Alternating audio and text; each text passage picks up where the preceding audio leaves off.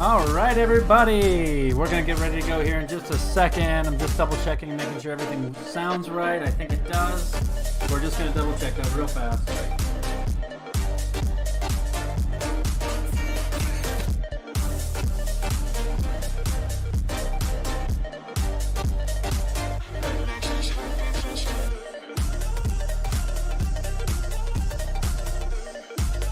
All right.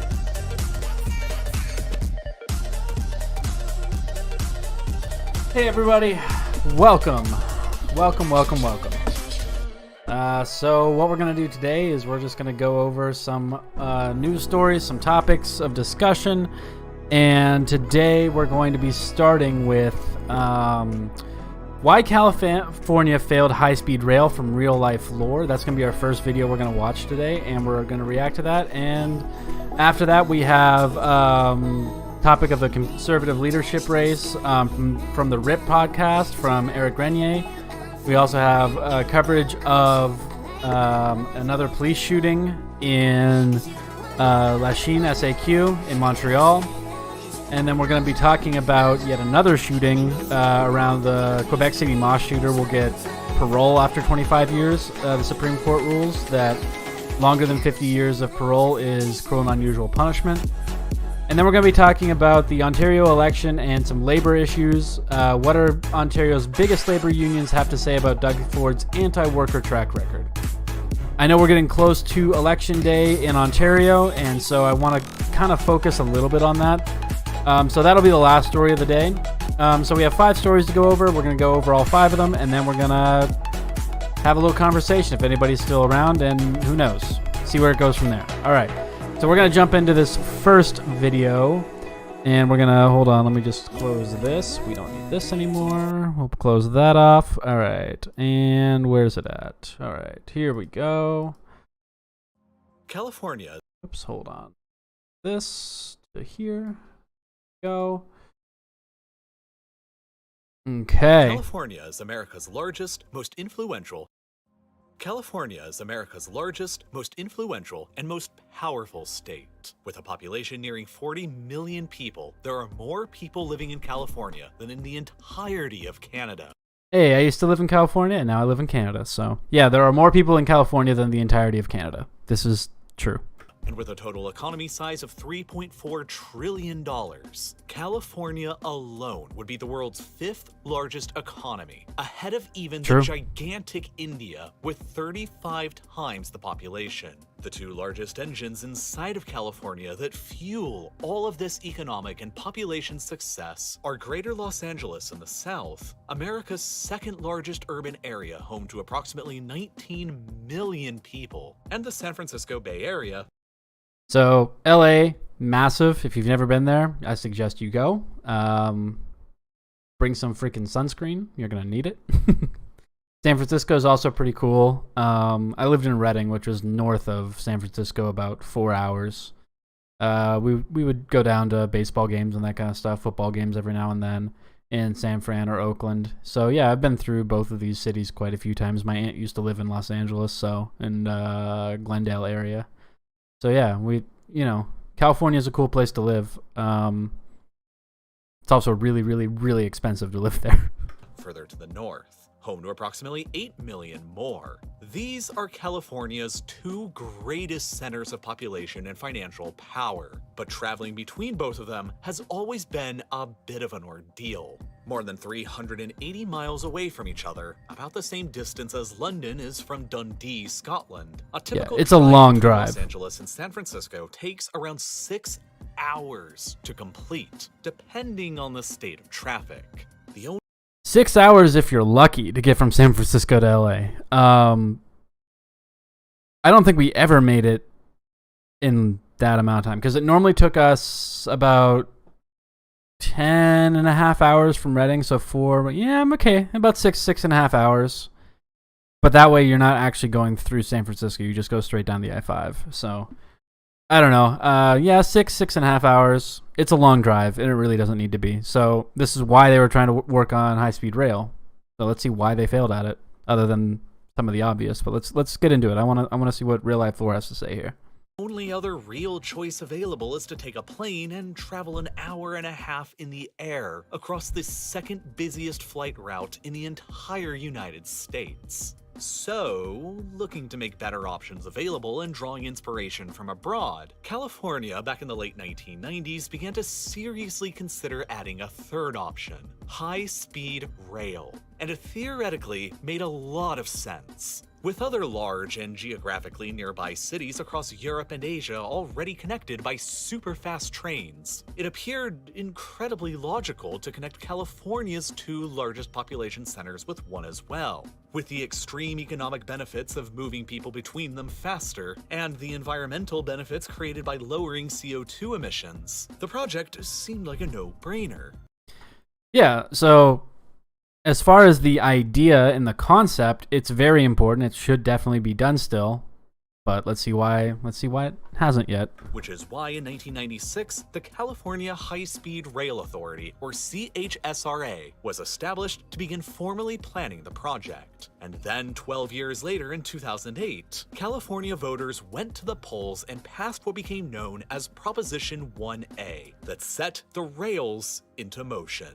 But the problem is that ever since then, the project has pretty much transformed into a quagmire of catastrophic proportions and has become one of the biggest embarrassments in the history of the state of California. This is the story behind why high-speed rail failed in California, despite seeming to make so much sense in the beginning. In order to understand how it all went so bad, I think it went wrong because there were costs that they weren't expecting and outsourcing of private contracts to all these private businesses who just want to make as much money as possible. They don't really care about having a good finished product. They just want to make as much money as possible.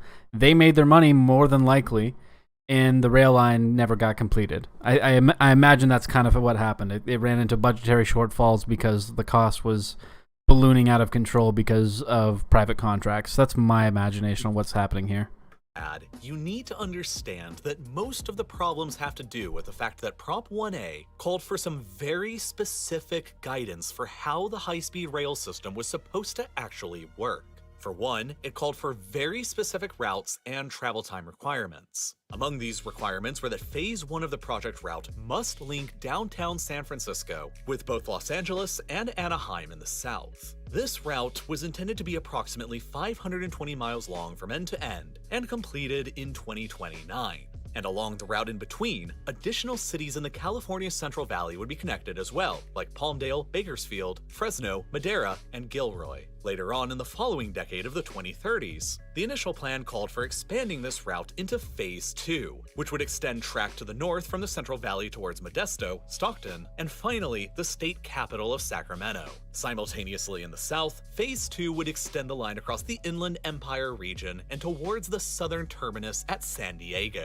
Upon completion, the total system length would stand at approximately 800 miles of total high-speed track, a similar length as the entirety of the high-speed rail network of the United Kingdom. But where the UK, Europe, Japan, and China have proven immensely successful in building both functioning and economically sound high-speed rail, California would ultimately prove to struggle and fail. This goes back to some of their other issues that they're dealing with: the homelessness crisis, the job crisis, the lack of health care, the failure of the California Democratic Party to actually pass a single-payer system in California that the vast majority of Californians support. But because Gavin Newsom took money from the insurance companies, obviously that's not going to happen anymore. These kinds of situations in these bureaucratic nightmares hurt everybody and benefit very, very, very few, so that we just end up in the same situation over and over and over again. Let's build something. They wanted to have this done by 2029. If this was anywhere else in the world, this would have already been done. It would have been done. It would have been operating. It would have been running through people. They started doing the research on this in 1996, and the proposition passed in 2008. And they were expecting it to take 21 years to build 500 miles of track. That's insane, dude. 21 years? I don't know about you, but I mean, even here in Canada, we can do shit faster than that. And that's California. It's one of the biggest economies in the world. It's kind of crazy. And a lot of it is because of outrageously short-sighted politics. You see, propositions in California are incredibly serious business. Once a proposition is passed and the law is enacted, it can never be amended by the state legislature without it first going back to California voters again. Which kinda does make sense, but that also means that whatever is stated in the proposition must literally happen, even if it was extremely unrealistic or fanciful. And if you look at the details of Proposition 1A, a lot of it was pretty unrealistic from the start, specifically relating to the system's speed requirements. It specified that the trains operating on the lines must have an operating speed of 220 miles per hour, and a required total transit time between Los Angeles and San Francisco of just 2 hours and 40 minutes. That sounds great at first, but neither were entirely feasible objectives. For one, there aren't any trains in the world that can economically operate continuously at a sustained speed of 220 miles per hour. Sure, there are plenty of bullet trains that have shattered world records and traveled well in excess of even 300 miles per hour, but never for very long and sustained travel where efficiency is just as important as peak speed. For example... Okay. So I understand that maybe there's a little bit of wishful thinking on how much we can get, how much speed there can be, and how much utility there will be in that line. And I understand how the proposition system works. It's actually one of the best systems in the country. I think it should be put in every single state, and if we had that in Canada, it would be very popular. I wish we did. I hope at some point we could potentially get some sort of proposition system passed. But I hope he doesn't say that they just basically gave up because their goals were too ambitious. I really hope that's not the case here.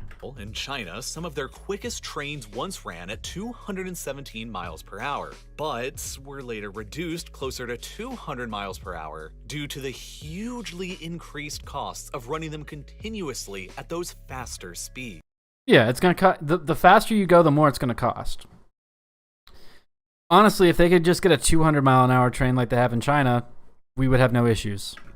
This meant that Prop 1A, in its original form, guaranteed that the California high-speed rail project would struggle to be economically competitive from the start. Moreover, the trains would also simply not be allowed to operate at these super fast speeds in locations where they would be sharing the tracks with slower commuter and freight trains, likely limiting their speed in such areas to under 150 miles an hour. Likewise, in urban environments and when passing through dense cities, they would likely be required to drop their speed to even less than 100 miles an hour. All told, these slower speeds that would be necessary all over the route's course would mean that the advertised 2-hour and 40-minute journey between Los Angeles and San Francisco was simply unrealistic. And it would be far more likely to be around 4 hours or longer, depending on the number of stops that would be built in along the way. These facts essentially... Also, I love trains, so the fact that this hasn't happened yet makes me really sad, because I was in California last year and I would have loved to take a train up to San Fran.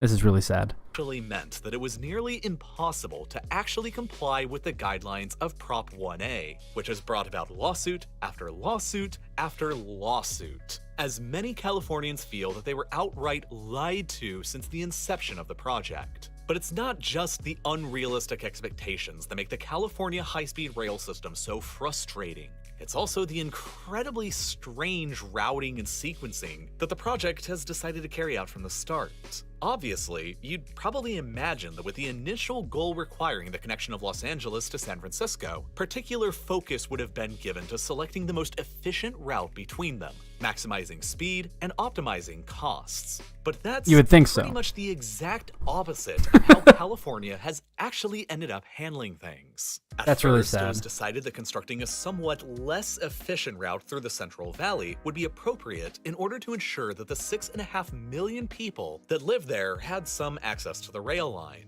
This included a decision to take a detour from the original plan towards the town of Palmdale, rather than routing the track more directly from Los Angeles to Bakersfield, a detour that cost an extra $5 billion. $5 billion.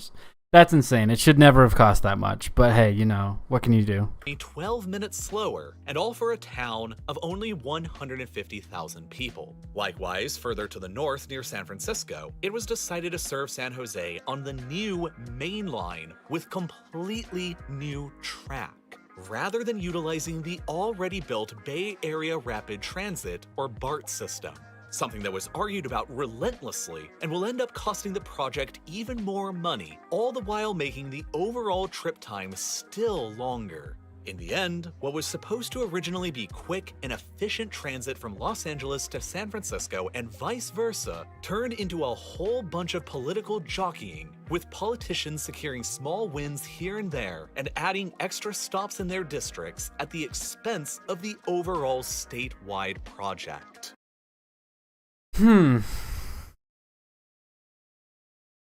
So, if you're a politician, you have to serve your community.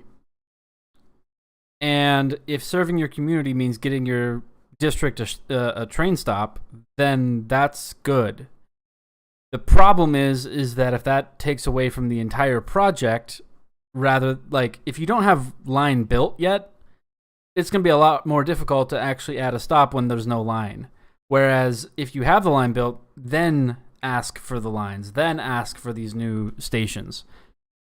Unfortunately, that's not how politics works, and unfortunately, due to all these delays, I don't know what the situation is right now.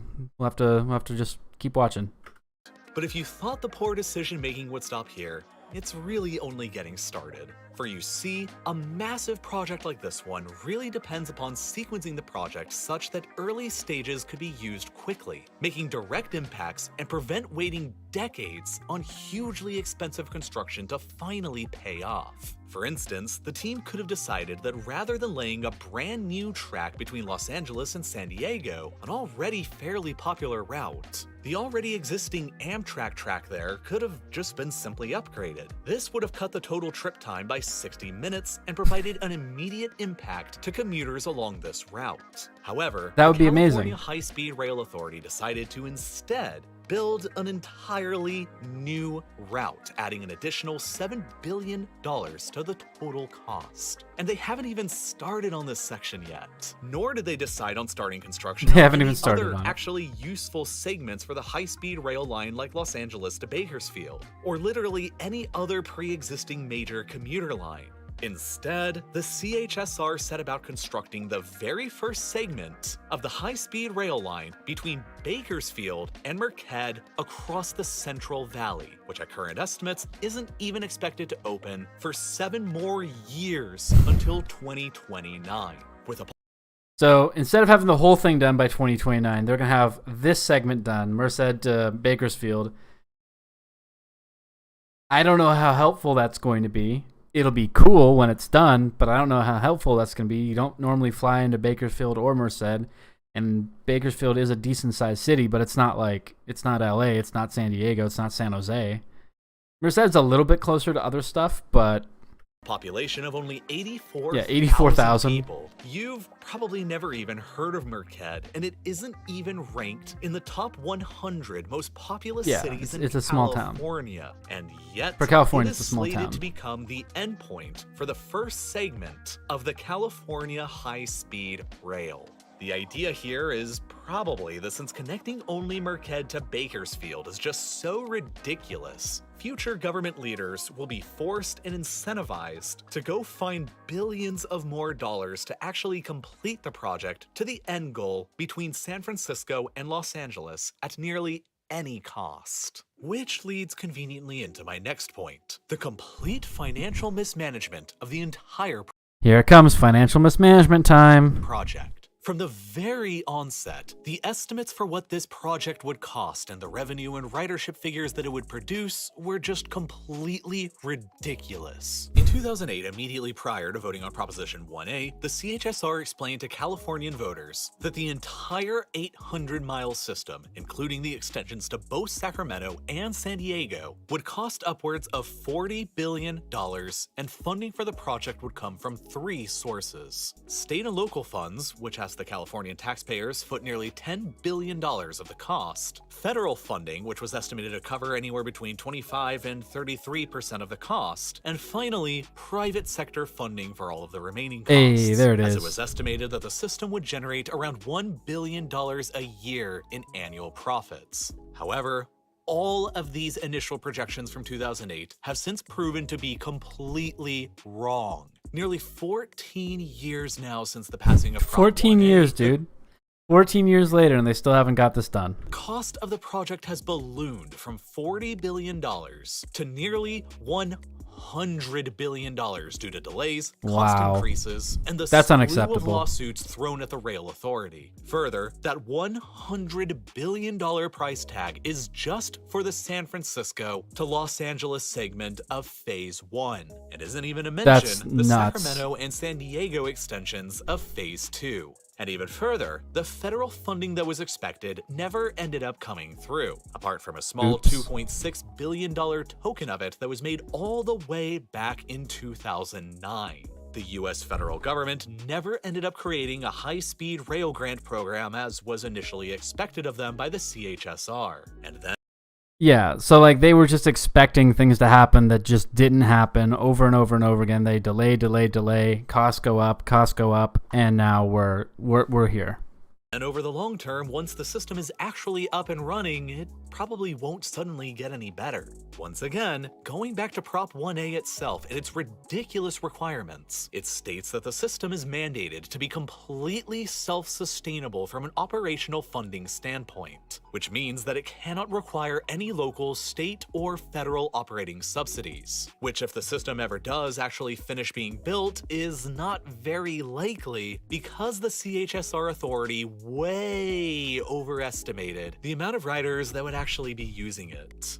You see, high-speed rail most directly competes with airlines in markets where the distance between 2 destinations is around 500 miles or less. This distance is suitable because it likely doesn't take that much longer to travel by high-speed rail than hopping on an airplane. It doesn't require the hassle of visiting an airport, and it is usually a fair bit cheaper to boot. In the specific case of the Los Angeles to San Francisco route, it is expected that if it's ever built, it'll cost roughly 17% less to take the high-speed train than to fly the same route.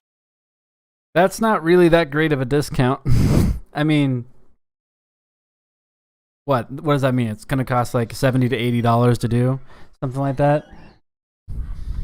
And when you look at European markets with similar operating dynamics, it has been determined that the vast majority of train riders will come from existing airline passengers who don't mind it taking slightly longer to travel in return for saving a bit of money. The only problem in California is that the CHSR is expecting that 75% of its riders will come not from airline passengers, but from people who usually make the journey by car, which historically has just not been the main demographic of people who switch to using high-speed rail. In fact, in more recent studies, it's projected that the number of annual passengers riding by 2030, when the rail line first opens, would likely be somewhere between only 23 and 31 million, instead of the 65 to 96 million that were initially projected. Alright, so where does the project stand today? Well, after 14 years since Proposition 1A, we have a high-speed rail system that is still under construction and has a very long way to go before it is ever actually operational. The CHSR authority hopes to complete the initial 119-mile segment between Bakersfield and Merced by 2029. Good job, guys. You have 7 more years to get that done. Insane, dude. simple 7 years away from now. Extensions beyond these points, actually linking Los Angeles and San Francisco, are projected to be completed no earlier than 2033, more than a decade from now. And as far as the extensions to Sacramento and San Diego, who honestly knows? That's just so far into the future that it's effectively impossible to predict. According to a poll conducted just last month in April of 2022, however, 56% of Californians continue to support the project, while only good. 35% are in opposition to it. By the time the project is over, the cost per kilometer of track in California is likely to exceed $55 million. Jesus Christ. This is a construction rate that is far beyond the $20 million per kilometer of track that it takes China to build their high-speed rails. It costs us almost 3 times as much to build the same thing. That's going to be worse. That's insane. And it's going to be more expensive. America, baby. America. That's California, too. That's insane. And still way above the $30 million per kilometer that Europe spends. But in all fairness to California, with its sky-high real estate prices, 3 major mountain ranges to cross and worry about, and soaring construction costs and inflation, it may not be all their fault. But regardless, the CHSR authority Letting them get away with it a little bit there. It's not all their fault, I promise. has a massive amount of work to do in the future. The success or failure of America's first major high-speed rail system is currently hanging in the balance, and it has a lot of catching up to do with the rest of the world. But to be fair, any engineering project like this has its challenges, and if you're anything like me, understanding STEM subjects like engineering or math have never come easy. Alright, so that was a good video. Why California failed high-speed rail. I think that it will... Somebody who grew up in California, I think that this is unlikely to actually succeed in any real meaningful way. And even if it does, it'll be 10, 15 more years. People that were originally started on the project won't be the ones finishing it, and that's not necessarily the worst thing in the world, but the fact of the matter is that it's going to take us 5 times, or it's going to take them 5 times as long to actually finish this than other countries, other locations. There was some talk about some high-speed rail between Calgary and Edmonton, and then in the St. Lawrence corridor between Quebec, Montreal, and Toronto and Ottawa. But they already have existing rail there, so the question is, do you want to upgrade it? I'm a huge fan of trains. I wish we had trains everywhere. There is Via Rail. It's just too expensive to like take as a casual ride, and it's not fast. It's just more of a touristy thing. But yeah, I mean, maybe trains can make a comeback here. I don't know. This isn't looking like it's going to turn out very well for California. All right, guys, I'll be right back. I'm just going to take a quick break, and then I'll be right back. So I'll play some music, and then we can be right back.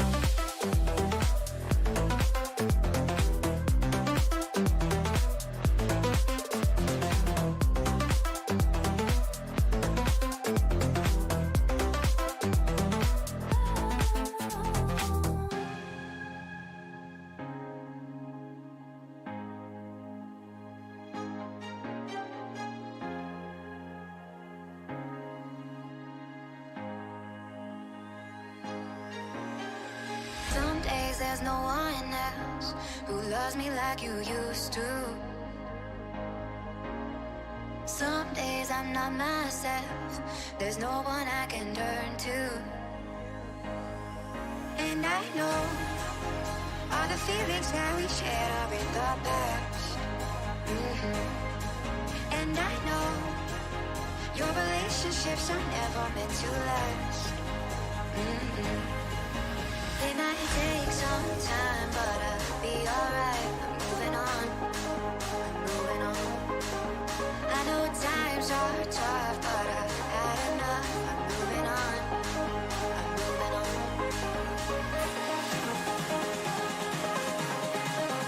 Moving on, moving on. I know times are tough, but I've had enough. I'm moving on, I'm moving on.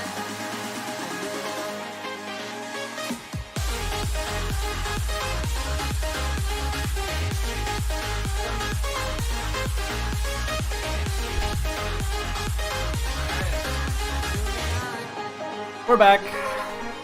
Sorry about that. Alright, let's go into our next topic. Let's see here. That was a pretty good video. There wasn't a lot to add though, unfortunately. So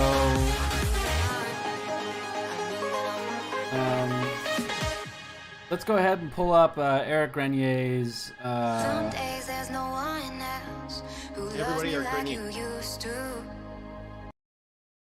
So this is the RIT podcast from Eric Grenier. I haven't watched his podcast before, but I have seen his stuff before, and it's been pretty good. So I just want to... We might not watch this whole thing, but it's coverage on the French conservative leadership race, and I don't speak French. So the only way I'm going to really get information from that is going to be through either subtitles or people like Eric. So we're going to watch at least part of this, see how it goes, and then get into it. So here we go. Here and welcome to the 45th episode of the RIT podcast. On Wednesday night, the conservative leadership candidates were gathered in Laval to debate in French. It's the last day before the June 3rd membership cutoff. So to join me to discuss what happened in the debate and what it might mean for the rest of the campaign, I'm joined by Stephanie Chouinard, who's a political science professor at the Royal Military College. Stephanie, bonjour. Bonjour, thanks for having me. So before we get into the debate itself, maybe we should set the stage a little bit. You know, Quebec is important for the conservative leadership race because all 78 ridings are going to be equally weighted. There's perhaps another dozen ridings across the country where there's a significant French-speaking population. So it does matter in terms of the point system and determining the winner. But what do you think is the importance of having a debate in French for the party? Well, one of the other reasons, aside from the 100 or so seats that we consider where the Francophone population is sizable enough to warrant this kind of debate, is also to test out the candidate's proficiency in the other official language, right? It's not just for Francophones, it's also for the rest of the country to see which one of the candidates can really speak to all of Canadians in both official languages. And this is not a written rule, it's not written anywhere, but as we saw last night, we have three candidates who more or less disqualified themselves because they're just not able to really communicate in both official languages. And that remains something that most Canadians think is important in someone who's vying for the role of Prime Minister. I didn't grow up in Canada. I didn't grow up learning French. I took 1 year of French at university, and I was not interested. It's one of the few languages I've tried to learn that I just wasn't good at. And I don't know what the reason is. Maybe it's because I've learned French and German. Spanish and German, and those are similar enough, but they're different significantly. So there's a lot of differences there. I don't put much stock in the value of a leadership candidate or a prime ministerial candidate being proficient in both languages, although I understand why that's important. In my mind, it gives the minority French-speaking community a much larger say on the rest of the country and the way that politics are run. And I don't necessarily think that's a good thing. I think it's undemocratic. but it's how Canada works. So. Right. So it's not just about being able to speak to Francophone Quebecers. It is often to perhaps Ontarians, people who want to see that the potential prime minister is going to be able to communicate to the big portion of Francophones in Canada and contribute to national unity, that having a unilingual Anglophone leader might not be something that is what you want to have in your prime minister. Yeah, it's for the vast majority of Canadians today, it's seen as something that just wouldn't be acceptable, even if obviously, we've had prime ministers in the. I guess if it was the other way around, and it was somebody who only spoke French and didn't speak English, would I feel the same way? Because I think you have to put it on the other. I think you have to put the shoe on the other foot there. So, if there was a good candidate who had good policy positions that I agreed with, but they didn't speak English and they only spoke French, would that take me? Would that like remove me from their voter pool? Probably not. And so again, I think I can still stand on that. That I think forcing language diversity when realistically most conservatives do not speak French, and the ones that do are from Quebec. So yeah, you need to be able to speak to them, but I don't see that there's not that big. It doesn't matter that much to me. Which language is your first language or whatever, or even if you speak the other language. I think if you're a good politician, if you're a good candidate, then it'll make up for that. So, if not, then I mean, I'm sure I'm wrong on this because my opinion on this is pretty naive. I don't really. It's ignorant. I don't really have a good position on this because I didn't grow up in this kind of culture of duolingual acceptance. Most of the dual languages that I was around growing up was mostly Spanish and a little bit of German. And in those situations, like, it was generally looked down on for people that were speaking Spanish. This wasn't America, so I mean, there is that. But like, I would say that Spanish is more of an official language of the United States than French is of Canada.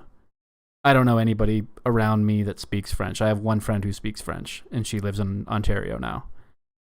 It's just not that common outside of Ontario and Quebec and the Maritimes, which is the vast majority of the population. I've never lived that far west, that far east. I've only lived in BC and Manitoba. So, I in both of these provinces are pretty English. We do have some French communities in Manitoba, but even then, it's like they speak French among themselves, but it's still English is still widely used. I don't know of any.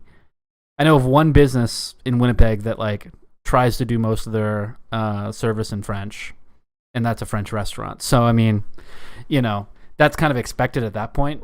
The language thing isn't that big of a deal for me. I don't really care. In the past, who've had to work on their French. Stephen Harper is a notable example of that. In his tenure as prime minister, his French improved notably, and everyone was witness to that. So, right as you go into the job, you don't need to have perfect fluency, but there's an expectation that you can get your points across in both languages. And it's not only about even Francophones in Quebec. I mean, I believe you're from New Brunswick, but you live also in Ontario now. Does it matter as much, do you think, to Francophones outside of Quebec that the leader is able to speak in French? It does matter a great deal, because oftentimes, if you have the proficiency in the language, that means you also know those communities, and you realize that the French fact in Canada is not just found in Quebec, and that in fact you have the bilingual belt where you have regions of New Brunswick and Ontario where Francophones are actually the majority, and then you have pockets and different communities throughout all of the provinces and territories who do pay attention a great deal to federal politics, because the federal government, by and large, is seen as the champion of official languages in our country, and are very keen to see that the folks vying for the role of prime minister will be paying attention to them as well. Yeah, I mean, if it's seen as, I don't want to use the word pandering, but if it's seen as acknowledgement of that community, then yeah, it makes sense. But for me, it's not a mandatory thing that my preferred candidate speaks French, or that even they speak English. If there's a great Alexander Boulgaris from the NDP, if he was the leader of the NDP and he doesn't, I mean, I'm sure he speaks English, but like he primarily speaks in French and does all of his addresses in French in the House. But if he was the leader of the NDP, I would still vote for them. So it really doesn't matter to me that much. And of course, Pierre Poilievre is, he said, I believe his grandfather was an immigrant from France who came when there was the settlement of Saskatchewan in Western Canada earlier on. So it's a different kind of history for one of the candidates there compared to, say, Jean Charest. So let's get into the debate itself. Before we get into how the candidates performed and what they went after, in terms of going after each other, that kind of thing. What did you make of the debate itself, particularly in comparison to the one we saw in English 2 weeks before? The first thing I will say is the format was 100 times better. I think everyone appreciated that there was actually time for a debate between the different candidates. Now, obviously, because of the French fluency, some candidates were able to make better use of that time than others, but there was an actual debate. The moderator was also very keen on keeping track of time and making sure that everyone was able to get in a word. So the format itself, as well as the 10 thematics that were chosen, I think that was done quite well. And I think that folks who watched and were able to compare with the debate that happened in Edmonton 2 weeks ago really appreciated that we didn't take the same format as 2 weeks ago, both for reasons of clarity and for reasons of substance. Yeah, the first one was pretty bad. I did watch it. I did record it. I did technically stream it, but the audio is terrible, so I unlisted it. I think I've now gotten to the point where my setup is actually working. So maybe we do live stream the next leadership debate. But yeah. Yeah, the English debate was almost in some ways a lightning round, and sometimes candidates had 15 seconds to answer. Here it was around 45 seconds to get an initial answer to the question, and then 4 minutes of open debate, which allowed those who were able to speak French to actually occupy most of that time. It would have been a bit painful if we would have had those face-offs between two candidates that we saw in the English debate, if it had been between Roman Baber and Scott Aitchison trying to fill 4 minutes in French. That would have been not very respectful for the audience. So let's start with those three candidates. So Leslyn Lewis, Scott Aitchison, Roman Baber. All they did was read from notes, and it wasn't always clear that they understood the question, because if there was a question about illegal immigration, then they took out the note that had something about immigration. If it was something about the Governor General being able to speak French, well, they just took the note out that had something about the importance of the French language.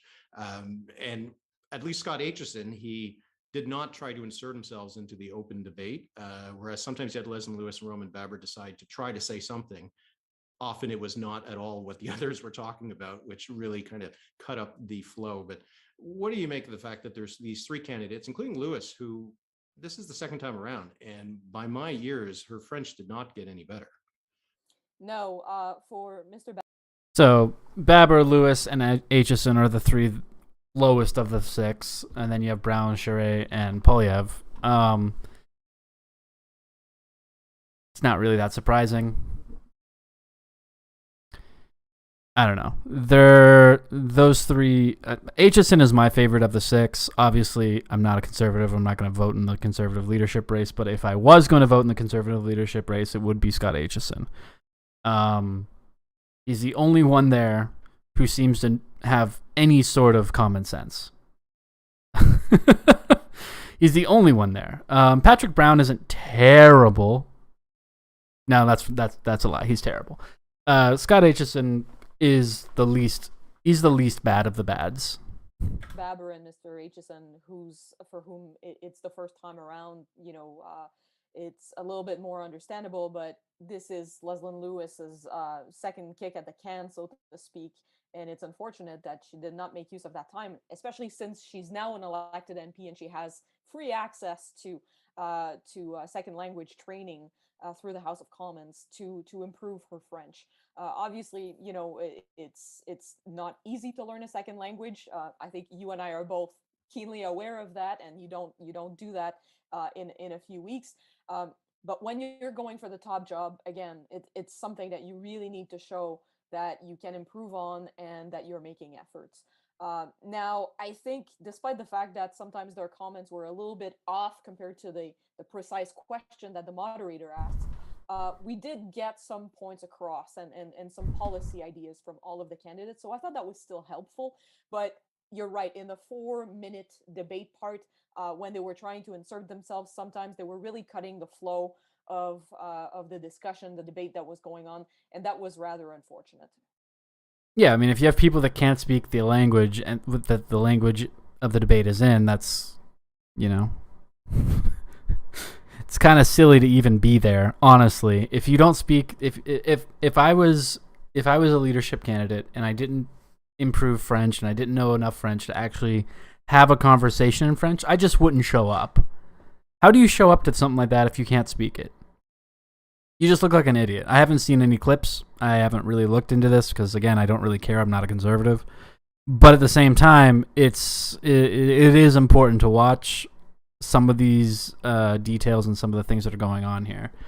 As far as the rest of this podcast, I'm going to link it in this video, so if you want to watch the whole thing through, you can. I don't want to just use up all of Eric's work here. This is a long podcast. It's like 27 minutes long. We're 8 minutes in.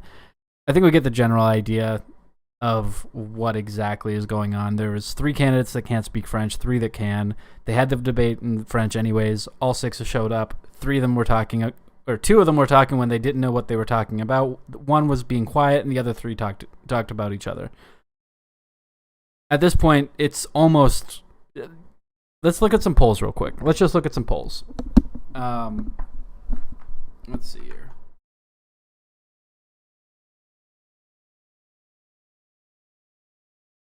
Polling Canada.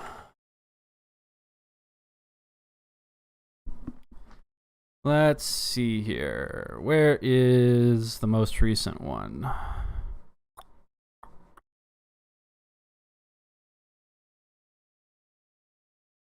What is our most recent leadership poll?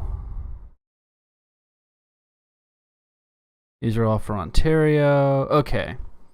So CPC leadership net favorables among CPC voters: Polyev plus 28, Aitchison plus 7, Lewis plus 5, Baber plus 4, Brown plus 2, Charest plus 1. CPC leadership: what candidate best reflects your values and ideas? Polyev 44%, Charest 23, Aitchison 14. Sorry, Brown 14, Aitchison 8, Lewis 7, Baber 4. And that's been pretty consistent. Charest has closed that gap a little bit, I believe. Let's see here. What was the most recent one before that? I believe that gap is closed a little bit.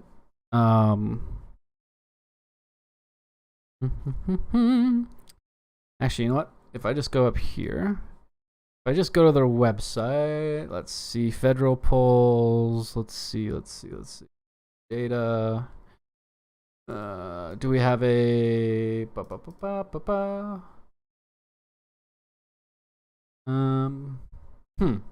I guess they don't have it listed here. That's fine.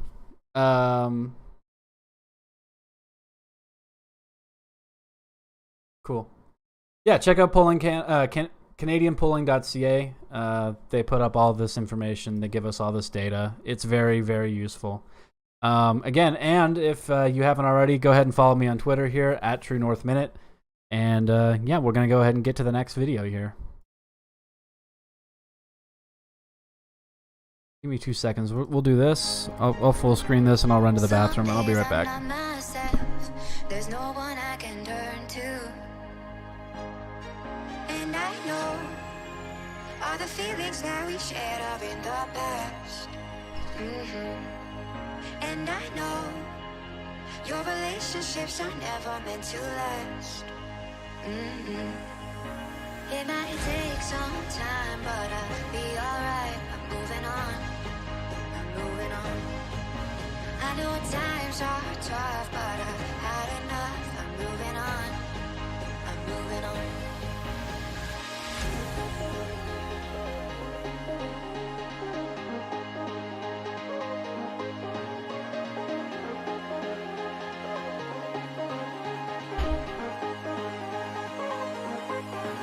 All right, we're back.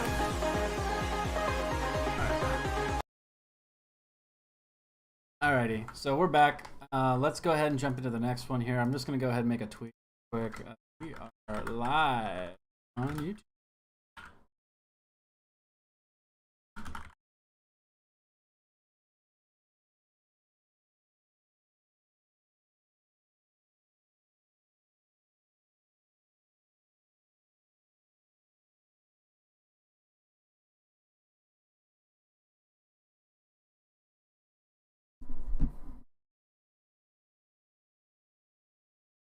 Alrighty, so yeah, and let's go ahead and look at the next video or the next topic of discussion today. So the RIP podcast, very good, Eric. Thank you. That was a good content.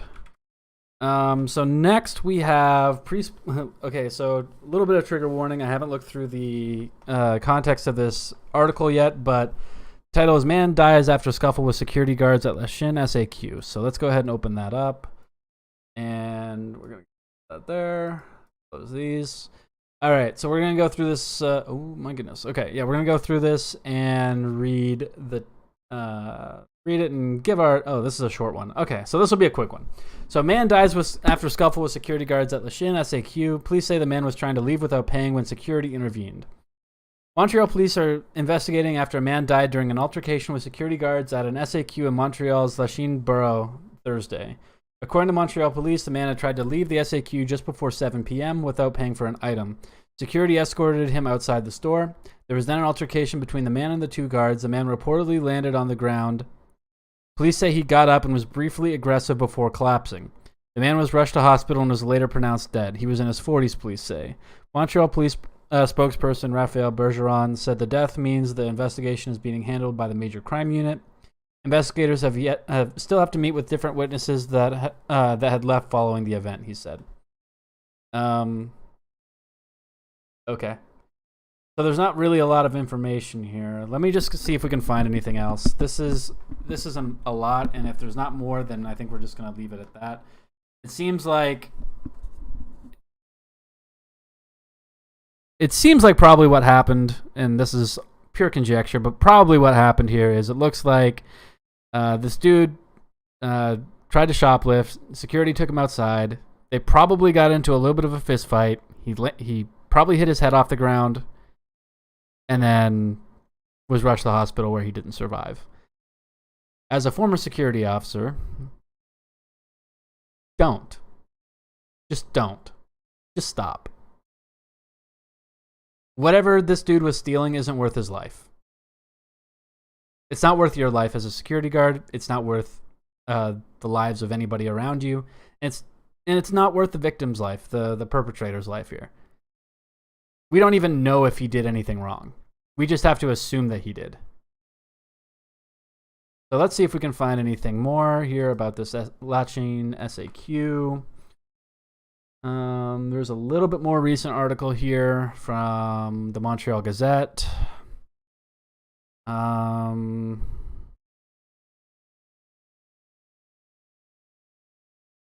Altercation began at the entrance of the business and continued outdoors as two security guards saw the suspect fall to the ground. He got up on his own and was still aggressive, and he fell to the ground again. So maybe there's actually a chance that maybe he didn't actually get into a fight. Do we have any more info here?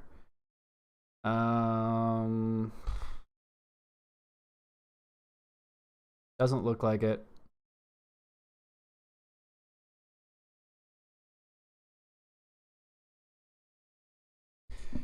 This is just a copy paste from CBC. So let me just go see real quick if we can find anything on this on Twitter. I doubt it, but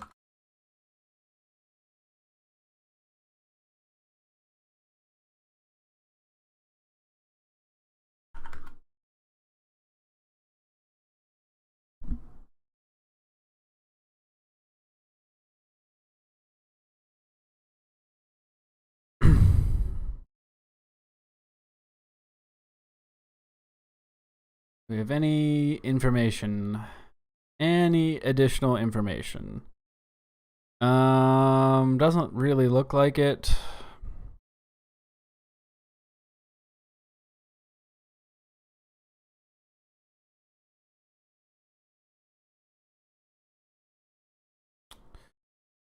Yeah, okay. So it sounds like a sad outcome to a story that probably shouldn't have happened in the first place. So, all right, let's move on to our next story. That one wasn't that exciting. And maybe I should. I'll screen these a little bit better to make sure they're a little bit longer from now on. So next we have okay. So Quebec City mosque shooter must get a chance of parole after 25 years. Supreme Court rules. This one was actually a pretty big story today. So let's go ahead and see what CBC says, and then we'll see if we need to look up any other info here. So Quebec City mosque shooter must get a chance at parole after 25 years. Supreme Court rules. The court found parole ineligibility years of 50 years or more were cruel and unusual punishment. I agree. In a historic decision that will affect sentences for the most serious crimes across the country, the Supreme Court of Canada has ruled that the gunman who killed 6 people in a Quebec City mosque cannot wait more than 25 years before being eligible for parole. I'm not saying his name, pleaded guilty to 6 counts of first-degree murder and 6 counts of attempted for his attack on worshippers at the Islamic Cultural Center on January 29, 2017. He was 27 at the time. Crown prosecutors have asked the country's top court to impose a 50-year wait for parole eligibility on him. Friday's decision was unanimous, with all 9 judges dismissing the Crown's appeal and agreeing that not only do such punishments bring the administration of justice into disrepute, but they are cruel and unusual by nature. I agree. Prison should not be used as punishment. Prison should be used for rehabilitation. And even in this situation, even in this absolute case of this psycho, this guy, I still think that is the case. And that doesn't mean that he's going to get parole. It just means that he is eligible for parole. And I do believe that if you are in prison for 25 years, regardless of your crime, there should be some allowance to be released, especially if you have proven over a period of 25 years that you have improved yourself. I see no reason why you shouldn't be given parole. Disappointment from the community. And again, like this has negative effects on people's emotions and people's sense of justice. But I think we just have the wrong sight of justice in our minds sometimes. During a news conference after the ruling was made public, the president of the Islamic Cultural Center expressed disappointment with the court's top decision. In our view, this decision fails to take into due consideration the atrocity and the scourge of the multiple murders which are multiplying in North America, as well as the hateful, Islamophobic, and racist aspect of the crime, said Mohammed Labidi.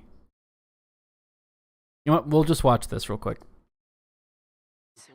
In our opinion, this decision does not take into account the atrocity of the multiple murders that are being multiplied in North America, and so, as well as the heinous Islamophobic and racist nature of the crime.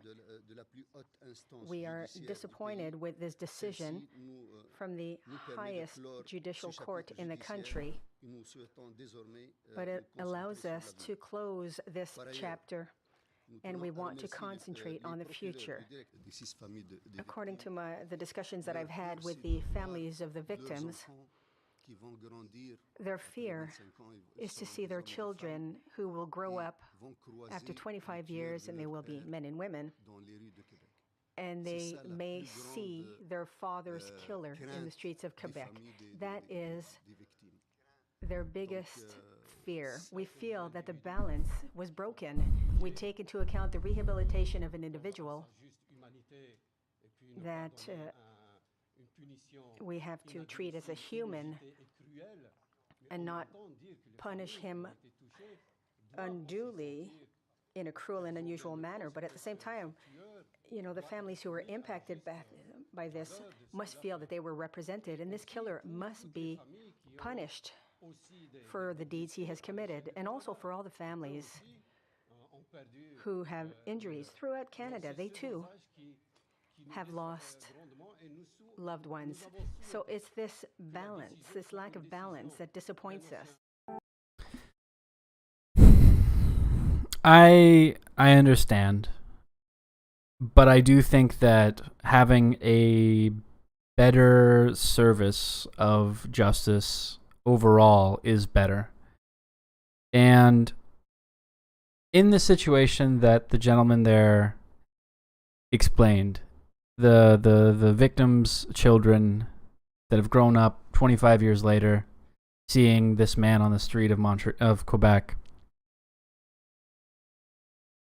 I think that if that happens, if he is released, which, again, it just means you're eligible for parole. It doesn't mean that you're granted parole. It doesn't mean that there is a maximum sentence of 25 years now. It just means that they have to allow you to have parole hearings after 25 years. And I think that that is reasonable. But in this situation,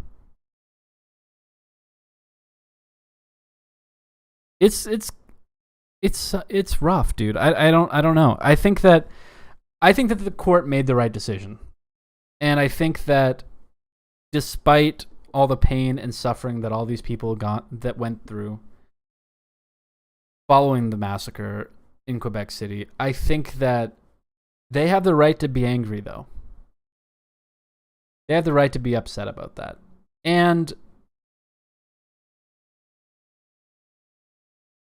But part of me says that there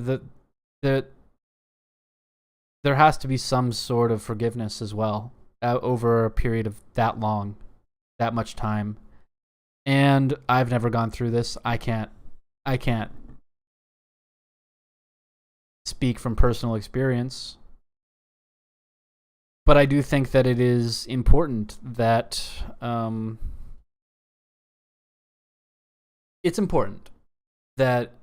these kinds of decisions by the court are consistent and unanimous, like this was. It was 9-0.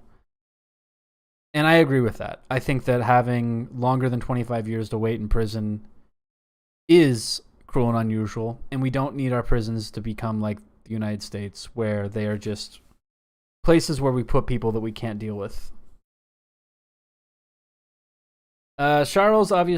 Olivier Gosselin, the shooter's lawyer, said he's already spoken with his client and his family, and they are all relieved of the Supreme Court's ruling, described the decision as a glimmer of hope.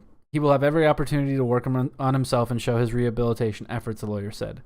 Daniel Bélanger, Quebec City's chief prosecutor, met with reporters but declined to weigh in on the Supreme Court's decision. He shared a few words about the victims' loved ones. This day marks the end of a long judicial process, but we are aware that this is not the end of their grieving and healing progress, he said. I think that if this man is able to show real rehabilitation, then he should get parole at the time that it is appropriate after this 25-year sentence. And if that doesn't happen, that's fine too.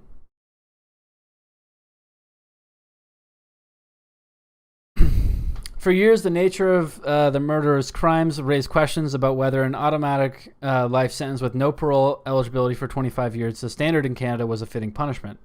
The sentencing provision introduced in 2011 gave judges discretionary powers to hand out consecutive 25 years of blocks of parole ineligibility periods for multiple first-degree murders.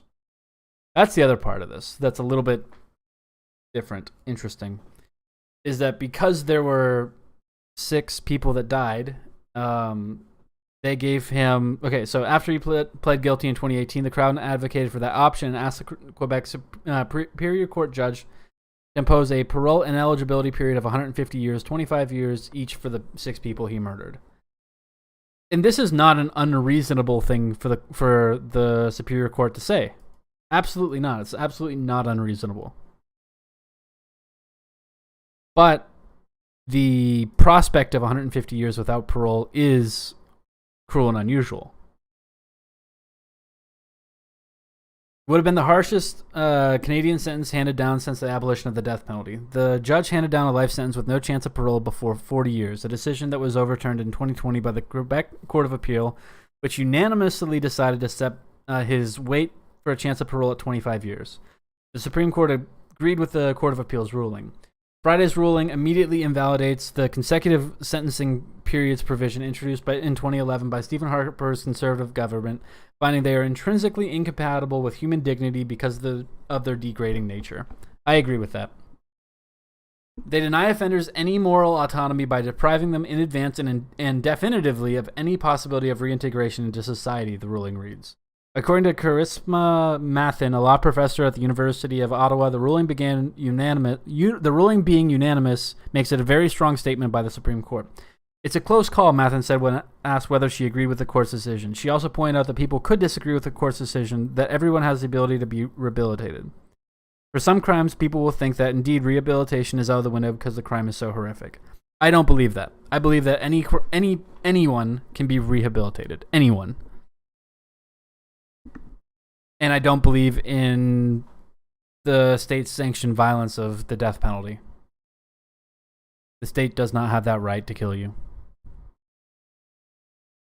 Ruling not reflection of value for each human life. The 9 Supreme Court justices found that stacking consecutive blocks of parole ineligibility, leading to wait times of 50, 75, or even 100 years, violated Section 12 of the Canadian Charter of Rights and Freedoms, which protects the right not to be subjected to any cruel or unusual punishment or treatment.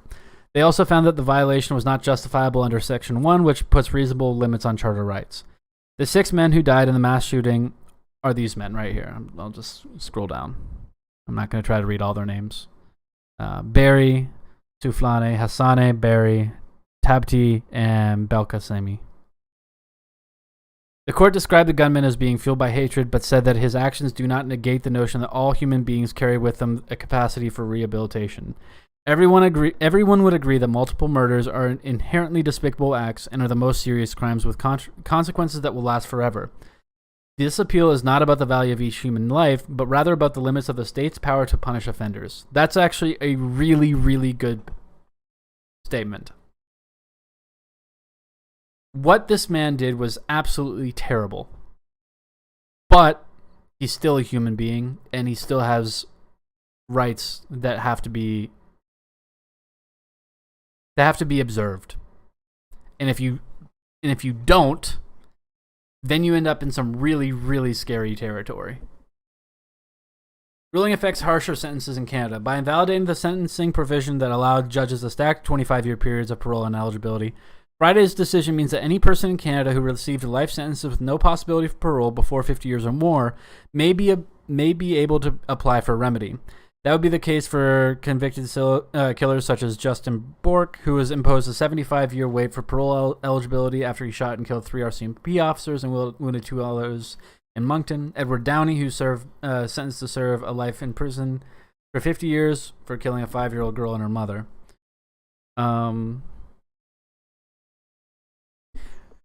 Bourque and Downey's sentences would make them eligible for parole at the ages of 99 and 96, respectively. This guy, who is now 33, has now been in custody since 2017 and will be 52 when he becomes eligible for parole. While some of these offenders are no longer in the judicial system, their infringement of their rights guaranteed by Section 12 of the Charter is a continuing one, since they remain completely without access to parole, read the ruling. These Supreme Court justices also said that the people who were sentenced under the 2011 provision, whose wait for parole is more than 25 years but less than 50, can go to court to try to prove that their charter rights were violated. In a statement, Federal Justice Minister David Lameni said that the Liberal government supported a judge's discretionary powers to impose a longer waiting period for parole eligibility. However, we will respect the court's decision and carefully renew its implications and the path forward, he said. So, I think this is a good thing. It's unfortunate that it's being positioned in this specific way.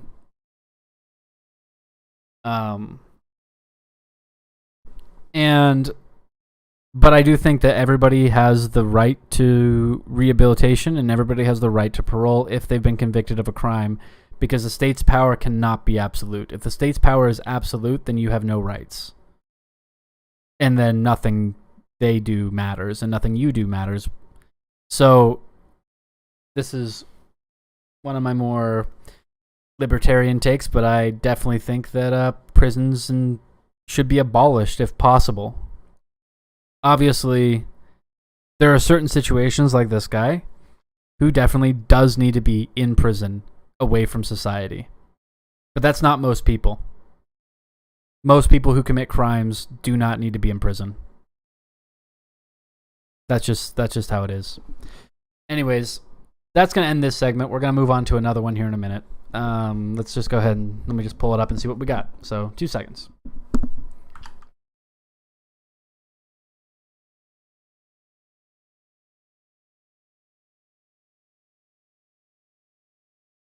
All right, so we got our last story of the day here.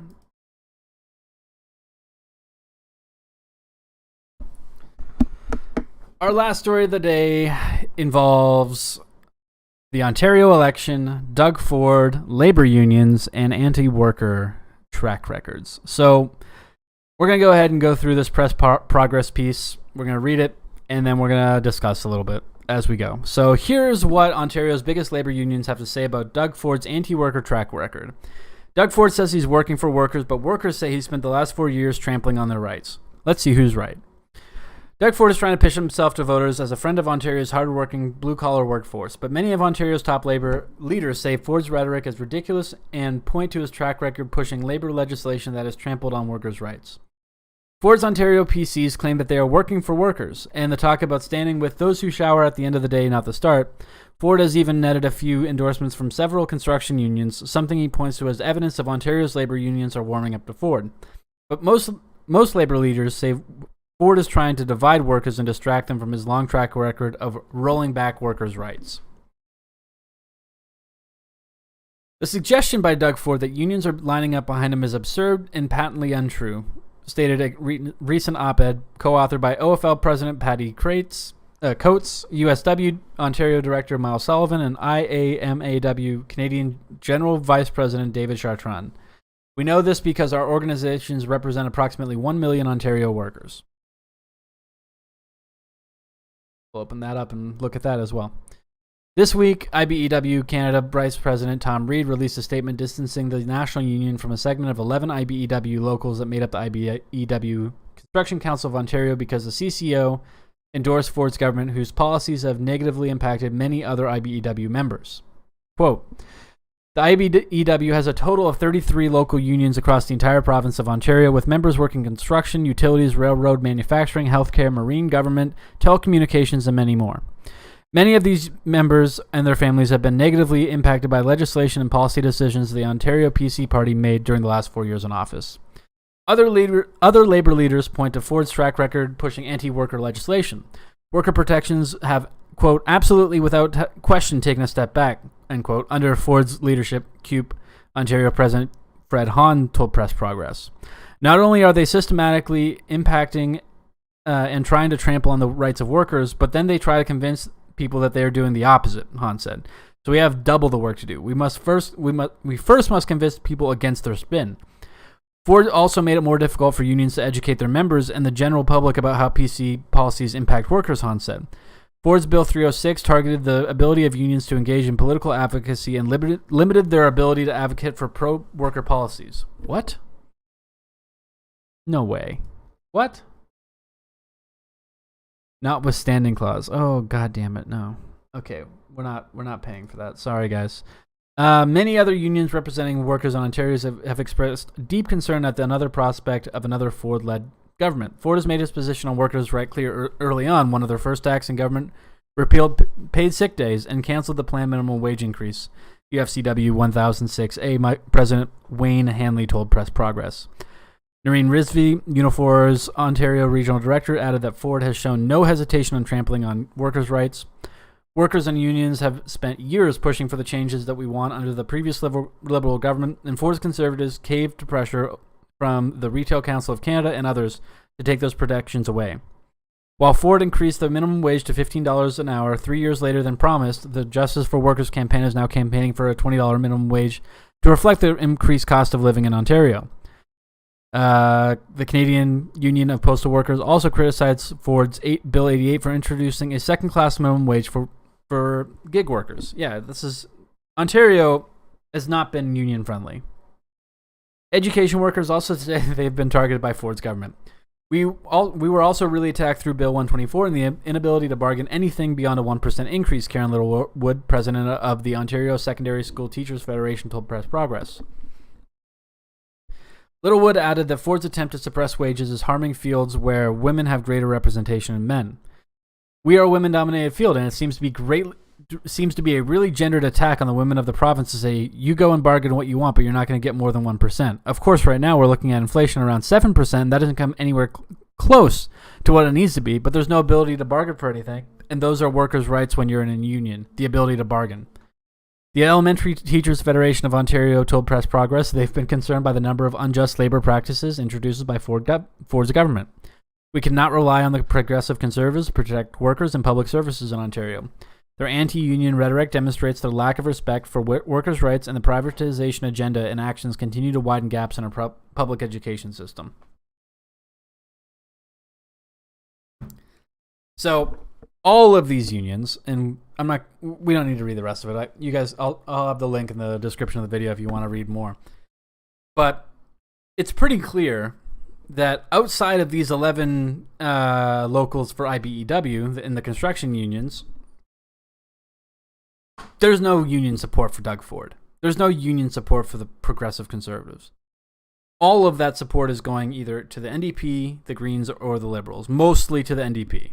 Like the vast, vast, vast majority of Labour supports the NDP for obvious reasons. And I think that in this situation, trying to use this as a line to carry through. Let's just read here. Most unions don't support Doug Ford. This is from the three union leaders, Coates, Sullivan, and Chartrand. Make no mistake about it, the majority of unions and workers support Andrea Horwath and the Ontario NDP in this election. The suggestion by Doug Ford that unions are lining up behind him is absurd and patently untrue. They have over a million users, union members.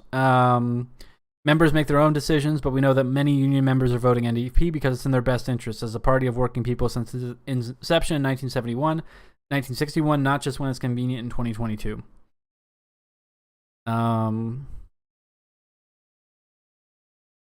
Yeah, I think that if elected, the party will introduce a $20 minimum wage, make long-term care public and not-for-profit, and bring back rent control and return the WSIB surplus to injured workers instead of corporations.